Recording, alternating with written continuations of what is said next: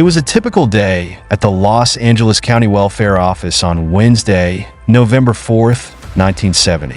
The phones buzzed incessantly, paperwork stacked higher by the hour, and referrals were processed as usual. But then, something extraordinary shattered the routine. The office door opened, and a woman entered, but she wasn't the reason the room fell silent. It was the frail little girl by her side who left the workers stunned. Disheveled and seemingly out of place, the girl appeared homeless at first glance. Yet, as the staff took a closer look, they realized her condition was far more dire. This moment marked the beginning of one of the most haunting and infamous cases of child abuse in U.S. history, a story so devastating that even seasoned professionals struggled to comprehend it. Today, we recount the heartbreaking tale of Genie, a girl whose life was defined by unimaginable cruelty and isolation. When Genie stood in front of the welfare workers, she looked to be about 6 or 7 years old. She was hunched over, her movements awkward and unnatural, clutching her hands in a way that resembled a rabbit. Although she seemed young, her tiny and frail body carried an aura of age beyond her years. Her condition was shocking. She couldn't speak, only uttering jumbled noises. She had no control over basic bodily functions, couldn't focus her eyes, and couldn't fully extend her arms. Her sensory perception was severely impaired. She seemed oblivious to heat or cold. Most striking of all were her teeth. Nearly 2 full sets, a condition called hyperdontia that made eating and swallowing excruciatingly difficult, leaving her constantly drooling. What astonished the workers even more was that Genie wasn't 6 or 7 years old. She was 13.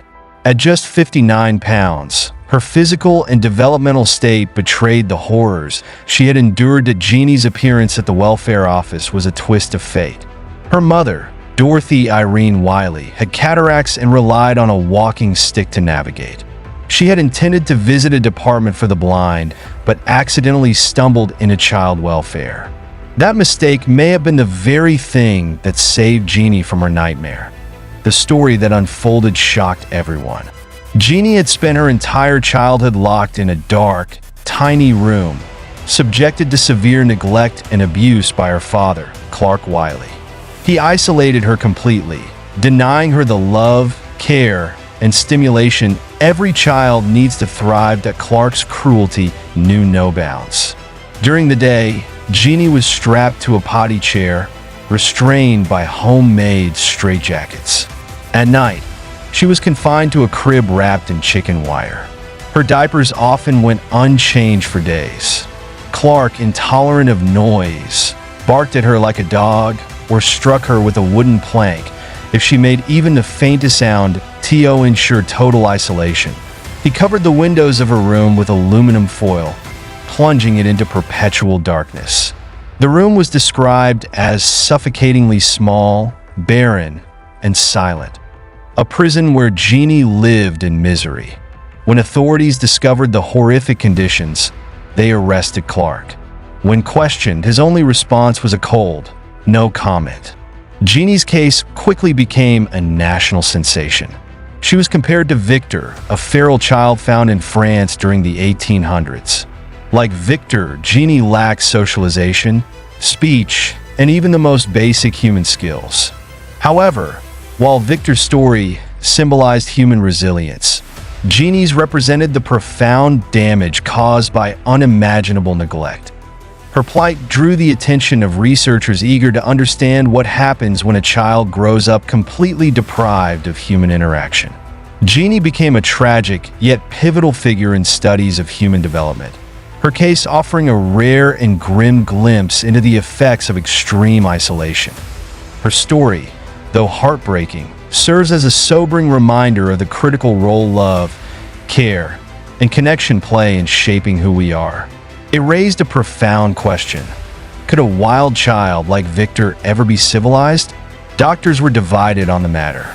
Some believed Victor was intellectually delayed from birth, while others thought his cognitive challenges were the result of years spent surviving in the wilderness. One doctor, Jean-Marc Attard, saw potential in Victor and dedicated himself to teaching and civilizing him. He meticulously documented his efforts, which would later become one of the most famous case studies of a feral child in history. But what about Genie? Unlike Victor, who was discovered living in the wild, Genie grew up in a quiet suburban neighborhood, Temple City, California. To understand how she ended up in such a horrific state, we need to explore the roots of her story, starting with her father, Clark Wiley. Clark Wiley's life story, while tragic, provides some context, though not justification, for the monstrous treatment he inflicted upon Genie. Born Pearl Wiley on March 29, 1901, in Oregon, Clark's early life was marked by instability. He spent his first few years in a brothel run by his mother, with no father figure in sight. Teased relentlessly for his feminine name, Clark endured a lonely childhood, often left to fend for himself. That as he grew older, Clark moved between foster homes across the Pacific Northwest. His early experiences left deep scars, fostering a resentment and mistrust of others. Upon reaching adulthood, he legally changed his name to Clark and sought to rebuild his life. Despite a later reconciliation with his mother, he remained deeply affected by his tumultuous childhood, developing an obsession with her that would linger throughout his life. That'd be why the time World War II began, Clark had established himself as a machinist, working on aircraft assembly lines in Los Angeles. On September 28, 1944, he married Irene Oglesby, a young woman from Oklahoma who had moved to California for work. Irene's upbringing was similarly troubled. While she had a loving relationship with her father, her mother was strict and emotionally distant. A childhood accident, slipping and hitting her head on a laundry press, left Irene with long-term neurological damage and severe vision problems. By 1970, she was almost completely blind. When Irene married Clark, she was in her early 20s, and he was 20 years her senior. From the start, Clark was domineering, running their household with an iron fist. He even kept a loaded gun within reach, a constant reminder of his control. Irene would later describe her wedding day as the moment her life ended. Clark made it clear that he didn't want children. Despite his objections, the couple eventually had 4. Tragedy marked their early years as parents. Their first child, a baby girl, died of pneumonia at just 2 months old after Clark left her in a cold garage because her crying annoyed him. Their second child, a boy named Robert, also died mysteriously of blood poisoning. Their third child, a son named John, survived but experienced severe neglect, which stunted his development. Then, on April 18, 1957, their fourth child, Genie, was born. Her birth was complicated, requiring a blood transfusion shortly afterward. In 1958, when Genie was just a year old, tragedy struck again. Clark's mother, whom he idolized, was killed by a drunk driver while taking John out for ice cream. The driver received only probation, fueling Clark's already volatile anger. Disturbingly, Clark blamed 6-year-old John for his mother's death, forcing him to return to the family's home under increasingly abusive conditions. After his mother's death, Clark moved the family into her small 2-bedroom house in Temple City. One room became a shrine to his late mother, filled with her belongings. The other was designated for Genie. Meanwhile, Clark, Irene, and John slept in the living room. Clark's behavior grew increasingly erratic and cruel, with most of his wrath directed at Genie. Convinced she was mentally disabled, he began locking her away at just 20 months old. Genie's world shrank to the confines of a dark, isolated room. She was restrained for most of the day, strapped to a potty chair or confined in a crib lined with chicken wire.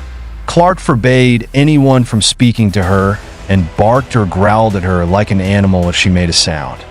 Neighbors rarely saw the family, as Clark kept them isolated and out of sight. Genie's prison-like existence was hidden behind the walls of a suburban home, Her childhood stolen by the very people meant to protect her. Homemade straitjacket or strapped to a potty training chair, which meant she could barely move. There was very little communication with G outside of her room. Everyone had to whisper, and she was hardly ever exposed to normal conversation. To frighten her, Clark would stand outside her door growling and scratching at it like a wild animal.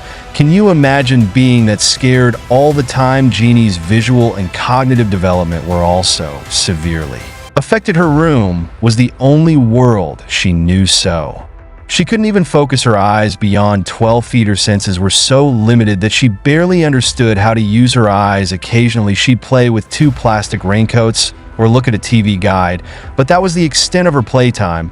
She mostly ate a liquid diet with very little food, baby food cereal, and sometimes a hard-boiled egg. Clark demanded that she eat quickly and quietly, and her brother John had to feed her in total silence to avoid any contact. If she choked or spit out her food, he'd rub it in her face. Irene finally found the courage to escape. In 1970, she walked into a Los Angeles County welfare office, hoping to get some kind of disability pension and assistance. That's when the authorities started investigating Clark and Irene for child abuse. Sadly, Clark never faced justice for what he did. On November 20th, 1970, on the first day of his trial, he shot himself. Before doing so, he left behind a note by his feet that read, "The world will never understand," along with clothes for his funeral. He also left a note for his son John that said, "Be a good boy, I love you," and included $400. As for Irene, the charges against her were dropped when it was revealed that she too was a victim of Clark's abuse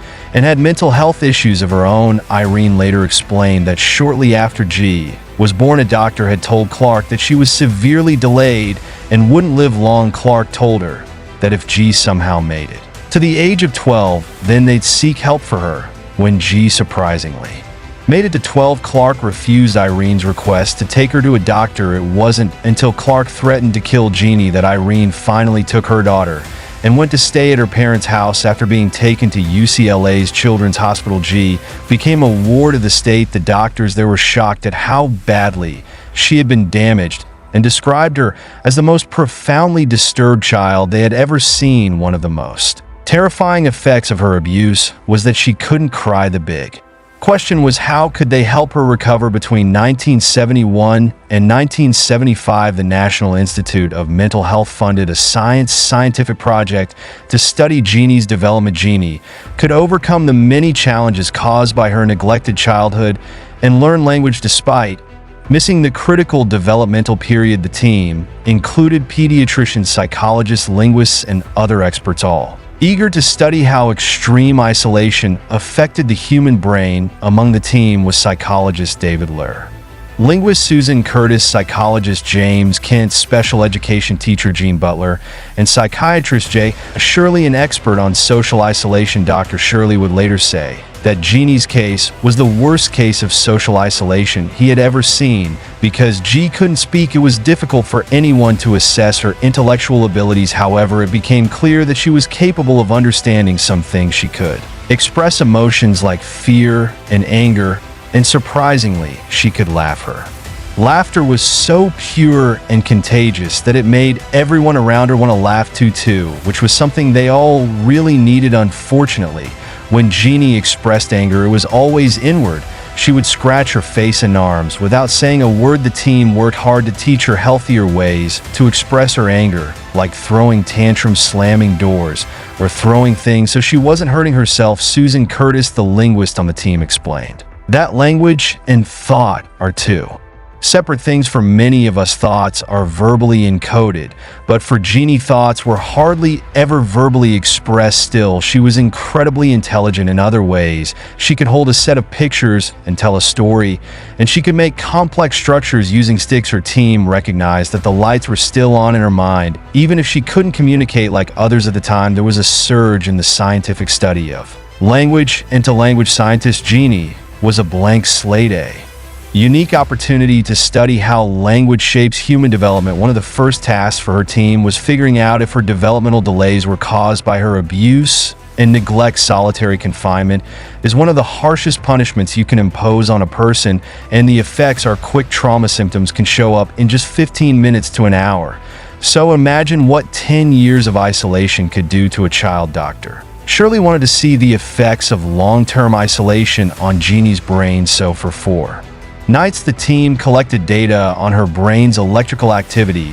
While she slept, sleep is crucial for brain recovery, memory, learning, and overall cognitive function. Studies show that sleep spindles help with neuroplasticity, which supports things like learning and motor skills. Children with neurodevelopmental disorders often show abnormal sleep spindle generation, but it still didn't answer the bigger question: was Genie's condition due to her upbringing, or was she born with a disorder? Dr. James Ken, another expert on Genie's team, believed that forming relationships and attachments was key to her development.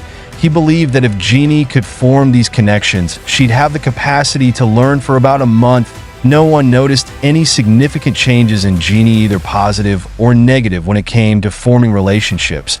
But one day, as Dr. Kent was leaving, Genie's expression changed to one of sadness. She even held his hand to stop him from leaving. By spring, G had learned over 100 words, and by the end of May, she was starting to repeat words spoken around her. Genie's progress was rapid and encouraging. By the 3rd day at UCLA, she was already helping to dress herself and using the toilet. Over the next few months, she learned how to bathe herself, dress herself, and even discovered a love for classical music.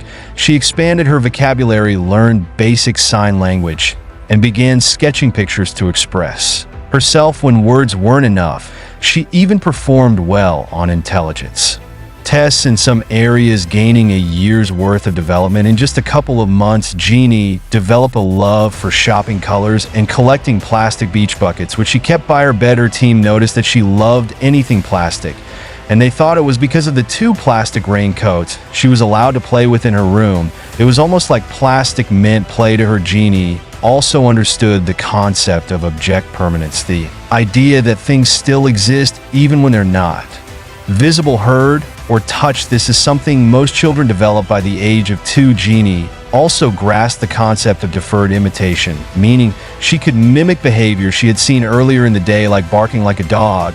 She even began to understand that other people might have different viewpoints or ways of thinking. Could G really catch up and learn to speak despite her late start? For decades, it was believed that children couldn't learn language after puberty. Linguist Noam Chomsky, often called the father of modern linguistics, argued that humans acquire language because it's embedded in our genes, not just through learning. Neuroschistosomiasis, that if a first language wasn't learned by puberty, it might be too late. Genie's case provided a rare opportunity to test these theories, and as it turned out, her curiosity about the world and her desire to name things showed that language wasn't out of reach for her. One of Susan Curtis's most vivid memories of those early months was of a kind butcher who never asked Genie's name or anything about her, but they still managed to communicate. Every time he came in, he would slide open the window and hand her something and let her explore it with her hands, almost as if she were blind. Genie's team found that while she was highly communicative,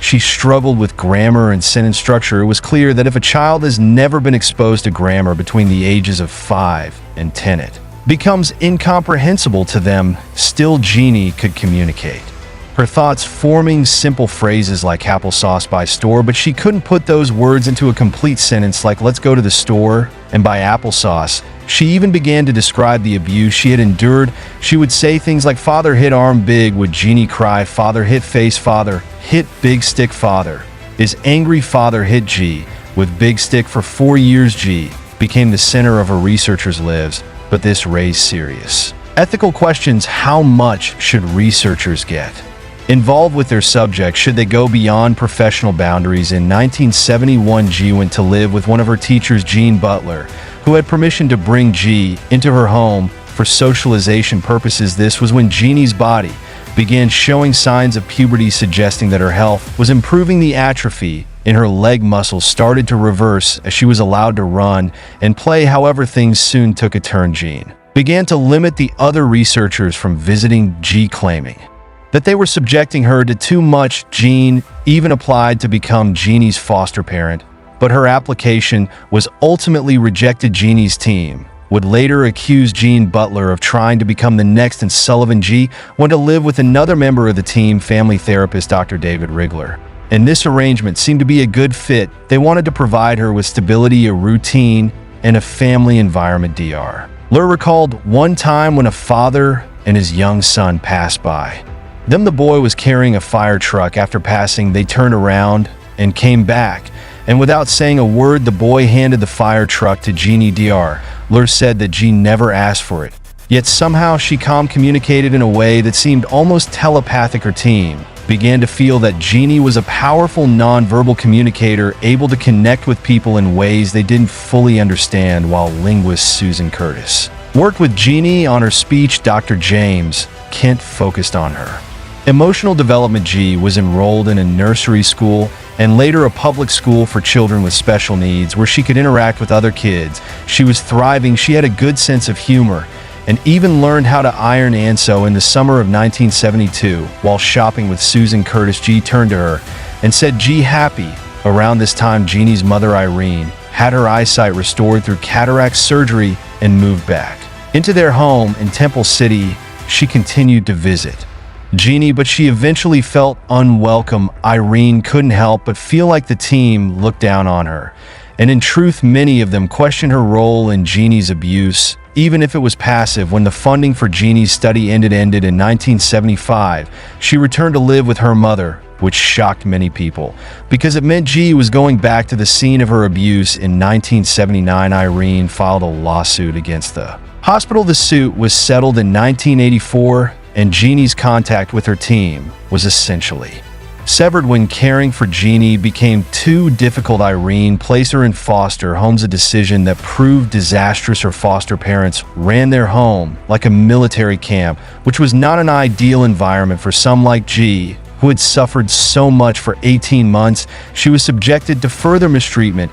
As Genie's progress came to a screeching halt, she turned inward and closed herself off from the outside world, even trying to hold in her bowel movements. Susan Curtis was the only member of the team to visit her, and even though she was no longer paid for her work with G, she still cared deeply for her. Eventually, G ended up back at Children's Hospital due to malnourishment. Unfortunately, her situation only worsened after being beaten or vomiting. She became so afraid to speak that she regressed into complete silence. She was then placed in a series of state-run institutions. Psychiatrist J. Shirley, who had visited G on her 27th and 29th birthdays, he said she was this isolated person incarcerated for all those years. She emerged and lived in a more reasonable world for a while, responded to this world, and then the door was shut and she withdrew again. Her soul was sick. Genie's brother John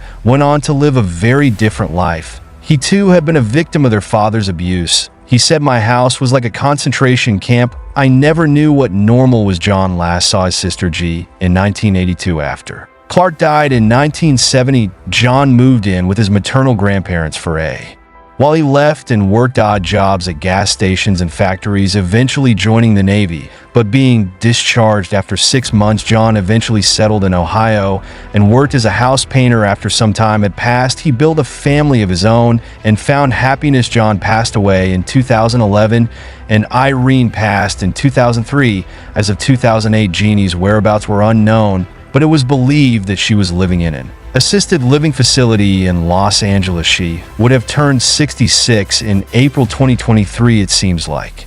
You're reflecting on how complex and tragic story was, especially when it comes to the ethical considerations surrounding her treatment and the research done on her. You're absolutely right. While doctors and researchers never fully answered the question of whether Genie's developmental delays were due to her abuse or if she was inherently delayed, what we do know is heartbreaking. Genie's early abuse and isolation profoundly affected her. The fact that she had started to produce words and babbling before being isolated suggests that her development was on track, but her father's extreme abuse halted that progress.